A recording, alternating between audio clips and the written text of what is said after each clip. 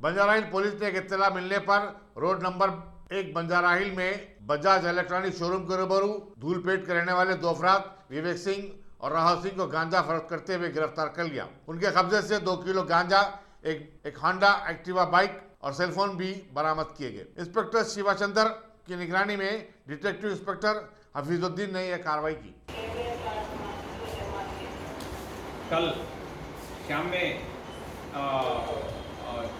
4 बजे का टाइम थोड़ा इन्फॉर्मेशन आ गया। वो इन्फॉर्मेशन के बारे में मेरा डीए साहब, बंजारा हिल्स डीए साहब हफीज़ और उनके टीम के साथ गया, जाके 2 आदमी को पकड़ा। विवेक सिंह बोल के उन्होंने मंगलहाट वाला है, राहुल सिंह बोल के उन्होंने भी मंगलहाट वाला है। दोनों को पकड़ा। दोनों को पकड़ने के बाद इंक्वायरी करे तो उनके पास 2 किलो गांजा मिला। वो गांजा एक किलो पैकेट्स है। वो ये दोनों भी शुभम सिंह से परचेज करेगा थे। और शुभम सिंह अब्सकॉन्डिंग है अभी। ये दोनों को कोर्ट में प्रोड्यूस कर रहा हूँ।